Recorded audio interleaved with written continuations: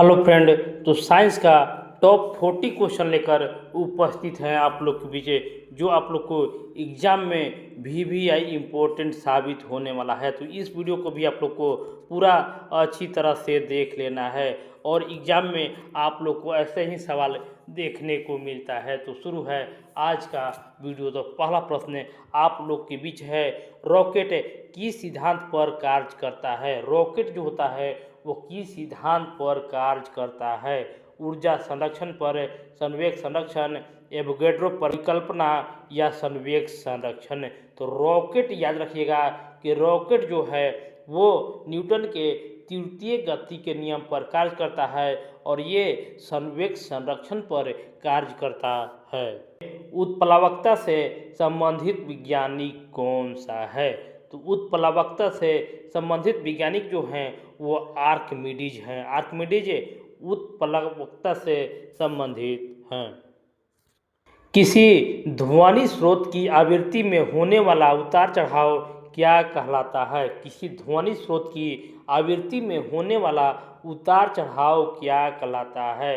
रमन प्रभाव, डॉपलर प्रभाव, क्रॉम्पटन प्रभाव या प्रकाश विद्युत प्रभाव। तो इसका जो आंसर होगा डॉपलर प्रभाव।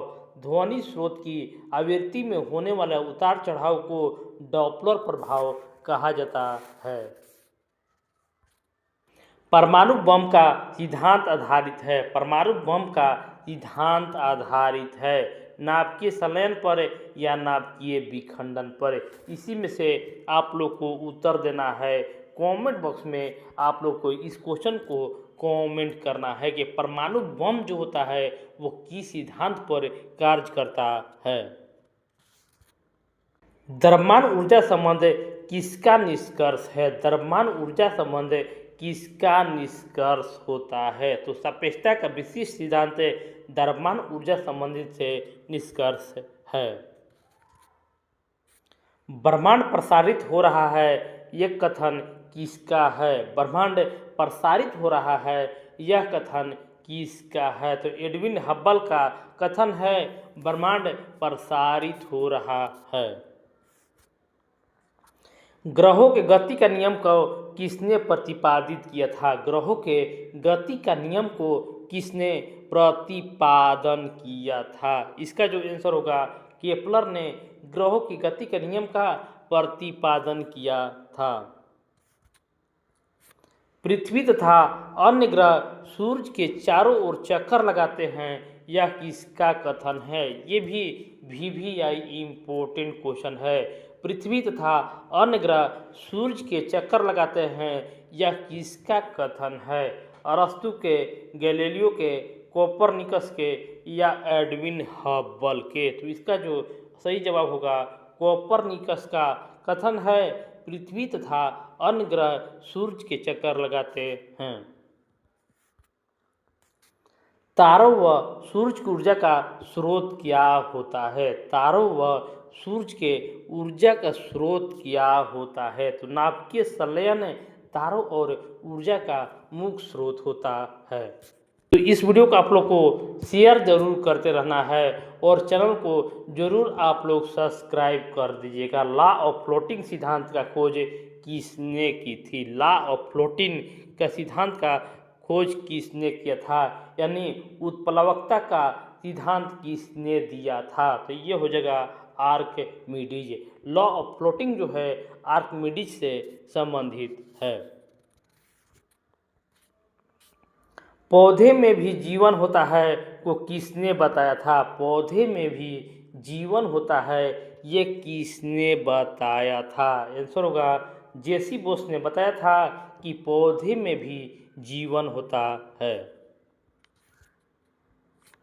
आधुनिक प्लास्टिक सर्जरी का जनक कौन है? आधुनिक प्लास्टिक सर्जरी का जनक कौन है? Joseph Lister, Edward Jenner, Wright बंधु या विलियम हार्वे? तो आधुनिक प्लास्टिक सर्जरी के जनक जो हैं वो जोसेफ लिस्टर हैं। जोसेफ लिस्टर आधुनिक प्लास्टिक सर्जरी का जनक माने जाते हैं।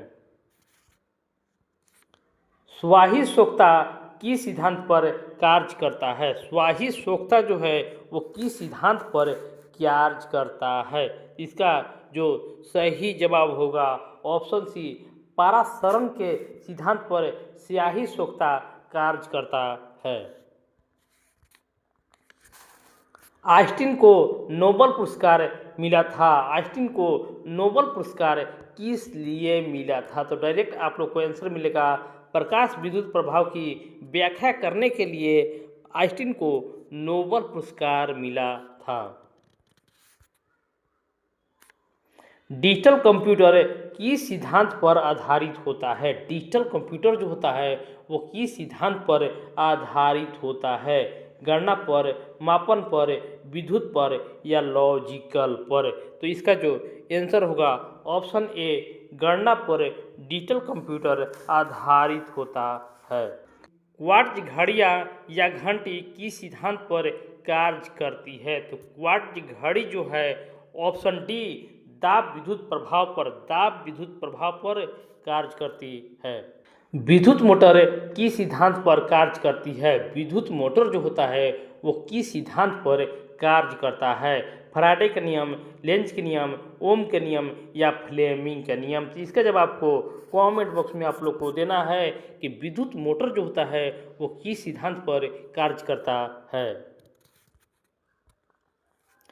परमाणु घड़ी निम्न में से किस प्रभाव के अंतर्गत कार्य करता है? परमाणु घड़ी जो होता है वो किस प्रभाव पर कार्य करता है? तो पीजे इलेक्ट्रिक प्रभाव पर परमाणु घड़ी कार्य करता है। लेसर किस सिद्धांत पर कार्य करता है? यानी लेजर जो है वो किस सिद्धांत पर कार्य करता है? तो विकिरण का उद्दीप्त उत्सर्जन के सिद्धांत पर लेजर कार्य करता है। रडार का कार्य प्रणाली किस सिद्धांत पर आधारित होता है? रडार का कार्य प्रणाली किस सिद्धांत पर आधारित होता है? ये भी VVI इम्पोर्टेंट क्वेश्चन है। आंसर होगा रेडियो तरंगों का परिवर्तन के आधार पर के सिद्धांत पर रडार आधारित होता है। हाइड्रोजन बम आधारित है। हाइड्रोजन बम किस पर आधारित होता है? तो हाइड्रोजन बम जो है वो नाभिकीय संलयन पर आधारित होता है। लेंज का नियम किस पर है? द्रव्यमान संरक्षण पर, संवेग संरक्षण पर, ऊर्जा संरक्षण पर या द्रव्यमान एवं ऊर्जा का संरक्षण पर? तो लेंज का नियम जो है ऊर्जा संरक्षण पर आधारित है। पृथ्वी की आयु ज्ञात करने में प्रयोग होता है। पृथ्वी की आयु ज्ञात करने में होता है। Carbon dating, germanium dating, uranium dating या उपयुक्त सभी? तो पृथ्वी की आयु ज्ञात करने में यूरेनियम डेटिंग का प्रयोग किया जाता है। जीवाश्मों व पेड़ पौधे की आयु ज्ञात करने में प्रयोग किया जाता है। जीवाश्मों और पेड़ पौधे की आयु ज्ञात करने में प्रयोग किया जाता है। आंसर होगा कार्बन डेटिंग का प्रयोग जीवाश्मों व पेड़ पौधे की आयु ज्ञात करने में प्रयोग किया जाता है। स्टोक्स का नियम किससे संबंधित है? स्टोक्स का नियम किससे संबंधित है? तो रुद्रों में गिरती हुई गोली से स्टोक का नियम संबंधित है। किसी चालक के सिरे के बीच विभवांतर उसमें बहने वाली धारा के समानुपाती होती है, यह नियम है। यह किसका नियम है? किसी चालक के सिरों के बीच विभवांतर उसमें बहने वाली धारा के समानुपाती होती है, यह किसका नियम है? तो यह जो है ओम का नियम है। सारा VVI इम्पोर्टेंट प्रश्न आज आप लोग को मिल रहा है, तो चैनल को सब्सक्राइब करना ना भूलिएगा। सल्फाइड अयस्कों का सांद्रण की विधि क्या है? सल्फाइड अयस्कों के सांद्रण की विधि है, तो इसका जो आंसर होगा फेन प्लोवन विधि से सल्फाइड अयस्कों का सांद्रण किया जाता है। अयस्क से चुंबकीय अशुद्धियों को दूर करने के लिए प्रयुक्त की जाने वाली विधि कौन सी है? अयस्क से चुंबकीय अशुद्धियों को दूर करने के लिए प्रयुक्त की जाने वाली विधि कौन सा है? आंसर होगा चुंबकीय पृथक्करण विधि। अयस्क से चुंबकीय अशुद्धि को दूर करने के लिए प्रयुक्त की जाने वाली विधि है। प्राकृतिक वर्ण के सिद्धांत का प्रतिपादन किसने किया था? प्राकृतिक वर्ण के सिद्धांत का प्रतिपादन किसने किया था? तो डार्विन ने प्राकृतिक वर्ण सिद्धांत का प्रतिपादन किया था। जीवित रत्न जीवन का भौतिक आधार है, यह मत किसने दिया था? जीवित रत्न जीवन का भौतिक आधार है, यह मत किसने दिया था? एक्सले ने, मैथिली ने, रॉबर्ट हुक ने या पाश्चर ने? तो जीवित रत्न जीवन का भौतिक आधार है, यह हेक्सले ने दिया था। उत्क्रांतिकवाद का सिद्धांत किसने दिया था? उत्क्रांतिकवाद का सिद्धांत किसने दिया था? तो आंसर होगा ह्यूगो ने उत्क्रांतिकवाद का सिद्धांत दिया था। समुद्री कोषाधार का सिद्धांत किसने दिया था? समुद्री कोषाधार का सिद्धांत किसने दिया था? ये भी VVI इम्पोर्टेंट प्रश्न है और ये डार्विन ने समुद्री कोषाधार का सिद्धांत दिया था। ट्रांसफार्मर किस सिद्धांत पर कार्य करता है? ट्रांसफार्मर जो होता है वो किस सिद्धांत पर कार्य करता है? विद्युत अपघटन, विद्युत चुंबकीय प्रेरण, ऊष्मा विकिरण या प्रकाश विद्युत प्रभाव? तो ट्रांसफार्मर जो है विद्युत चुंबकीय प्रेरण के सिद्धांत पर कार्य करता है। पनडुब्बी के ऊपर नीचे होने का सिद्धांत किस पर आधारित होता है? पनडुब्बी का ऊपर नीचे होने का सिद्धांत किस पर आधारित होता है? तो आर्किमिडीज का उत्प्लावकता का नियम से ही पनडुब्बी का ऊपर नीचे होने का सिद्धांत प्रतिपादित होता है।